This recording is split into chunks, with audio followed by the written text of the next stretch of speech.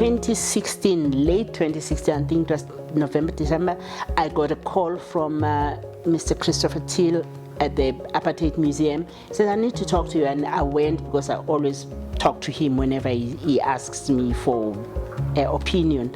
And he told me about this thing that was being started, and at that time it had moved a little bit further to an agreement between the Javed Foundation and the University of Pretoria. But in the Javed family collection, they did not have enough black artists in the family collection. They had about 70 odd, but very good 20th century, mainly white artists with 4 black artists. So it was a feeling from the people that were helping them that they really needed to augment or look at the reality of the 20th century and art production. And then he suggested to them that I would be the right person to do this, which really got me gobsmacked. But I said, yes, let's hear what they want me to do. Then I went to a meeting with Ms. Michael Javed and Dr. Lee Bregman, and they then told me about this project that they were thinking I should get involved with.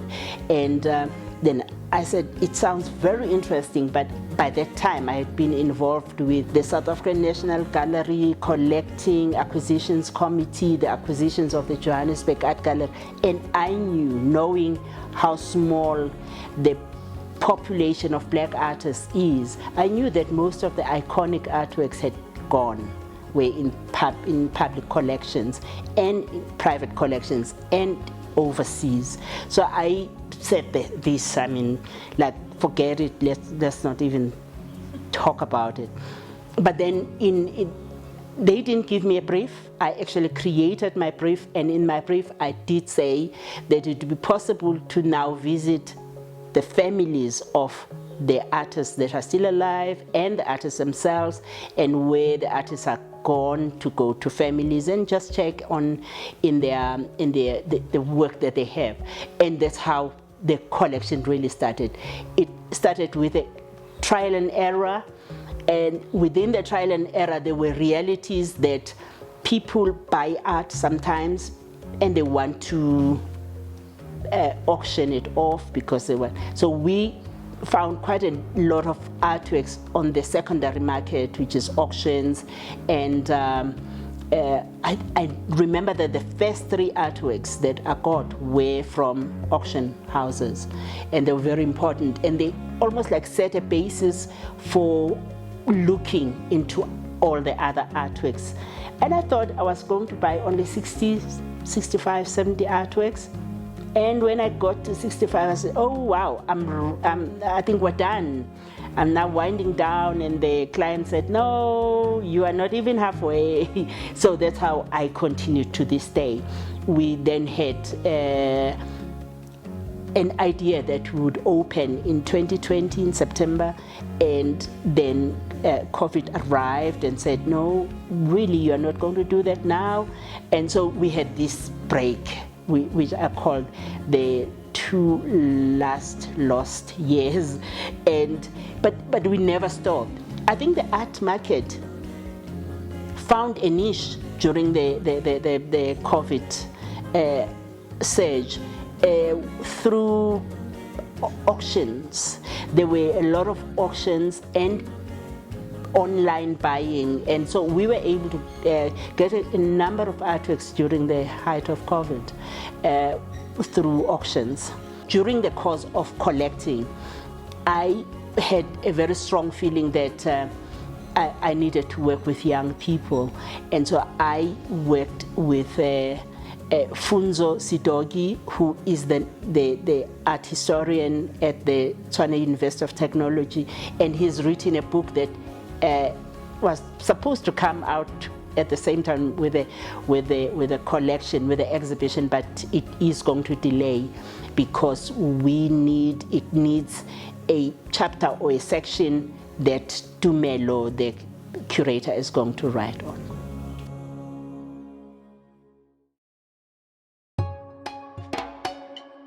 collecting art for the Javed Foundation. Initially, it was the Javed Foundation's collection because it was augmenting the family collection. And halfway through, when I got this young person by the name of Funzo, he said, I actually cannot write around a concept. I need to write around a collection. And I had no idea what he was talking about. And then he said, he came back to our meeting. We had an art team made out of Mr. Javed, Dr. Blackman, myself, and Funzo. There was no committee. It was not by committee. It was by me motivating, recommending, and substantiating why that particular artwork was going to add value to the existing collection.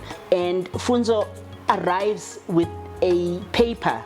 It was an A4 that was not even full, and in it he was suggesting, his suggestion as the art writer is that the collection must be called the Bongi Dhlomo collection. And then he says it will give an idea of how a rich black woman would have collected in the 20th century, which I thought, wow, this is great. So, but what it meant then, he presents this thing, this thought of his to the client, and he has not told me, not like we caucused and had a black caucus or anything. He just comes with this thing, and I was appalled because I thought, wow. But we've just called it the Javed Foundation Collection of Black Artists. And I was expecting a pushback, absolutely none. They just said, oh yeah, that makes a lot of good. So now the collection is called the Bongi Dhlomo collection, and the exhibition is called the Bongi Dhlomo exhibition. I said, oh my goodness, I had not expected that. But this young man who wants to write for the benefit of young people felt that it was necessary, and I didn't fight. It's nice to have a collection that you bought, even if it wasn't your money. But it was the thinking behind the buying of the collection that that has pushed us to now 138 artworks.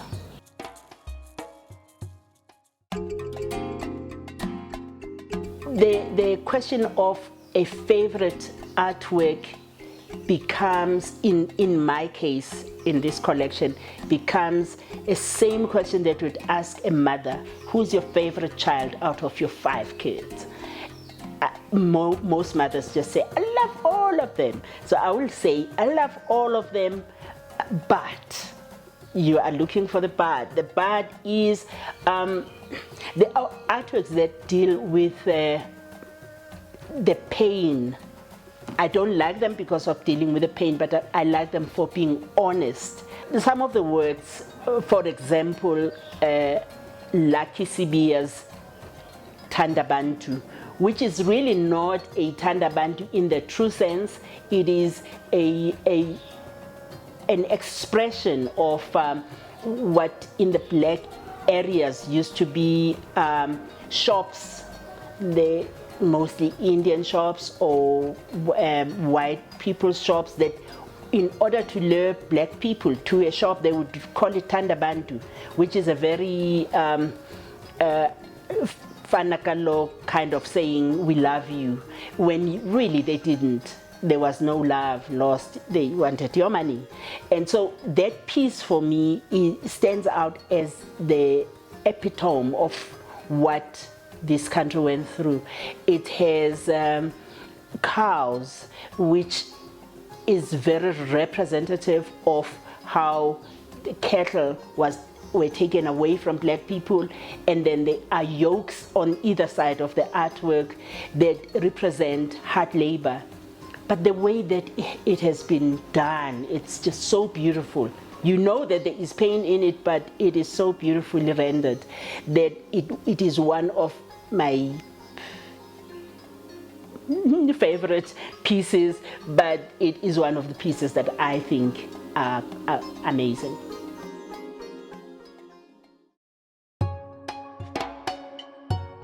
when I started at the Javed Foundation and recommended that there should be young black people that I work with, then came in Funzo, the writer, the narrator. Then halfway, I think it was halfway or maybe 60% into the collecting, I knew the style of collecting had a curatorial framework within it. So while I was collecting, I had to find a story, I had to find a narrative within the work. So as the narrative was continuing, I know some of the artists, some of them I know very well, some are late, some are still alive, and I just felt too connected to the collection to be the curator that puts it out there. So I then again went back to the client, can I please, now that you've got the writer, can I please get black curator? And they said, oh, you know Sam? And I said, yes, I do. So I sent out a call to 4 or 5. Two of them were very busy. One was busy with her PhD and the other one was busy doing something overseas. So I ended up with 3 that were interested. 2 did not come back with solid proposals, and Dhlomo came up with this proposal. And he shared it with me, because at that time I had sort of resolved that my role was collecting, and since I had said I don't want to curate, I would have to hand over the reins to the next person. So Dhlomo came back with this proposal, an amazing pitch.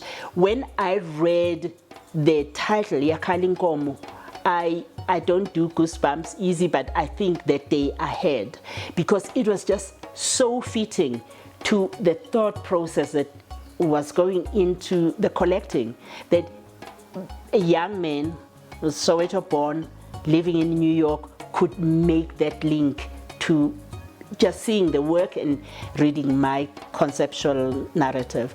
So I had, it was almost like a moment of amazement, because it fitted so well with my thinking. But having said that, his thinking of Yakhal Inkomo, he actually evokes Winston Mankunkungozi, as well as Wali Sirote, who wrote a poetry book also with the same title, Mafika Kwala, who wrote a book of the same title, and as well as Oswald Mjali, who wrote The Sounds of a Cowhide Drum. So you see now, you've got an artist who, like Lucky Sibia, who has done this amazing work, but you've got the writers, then you've got a musician who's done this amazing anthem. I like to call Yakhal Inkomo a jazz anthem.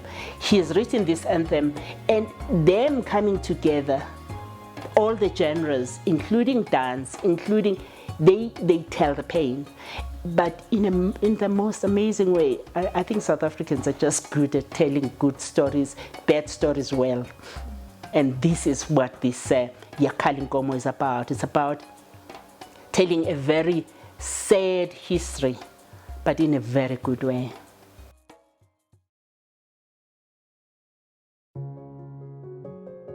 I'm hoping that the viewer who comes to see the exhibition will look at the artwork, look at the titles, look at the date in which they were made, and think,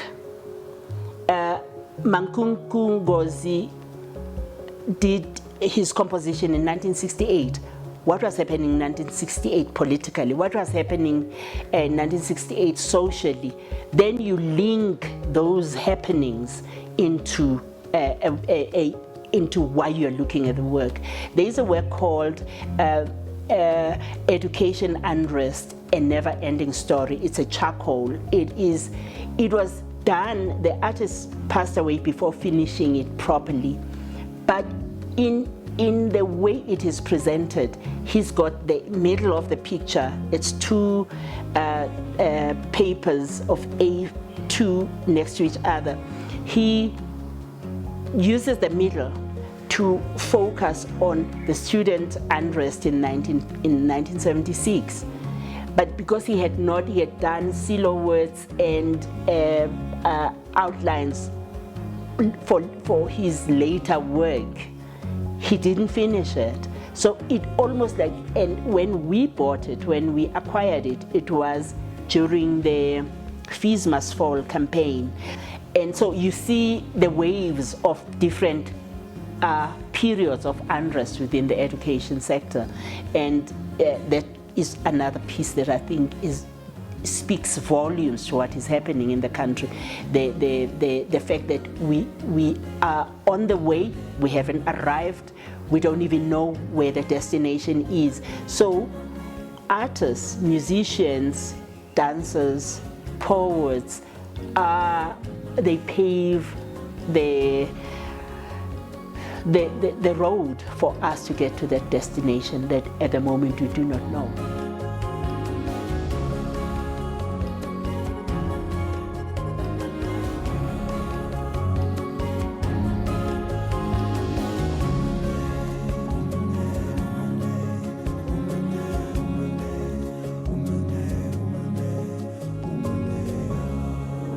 The Javid Art Centre at the University of Pretoria.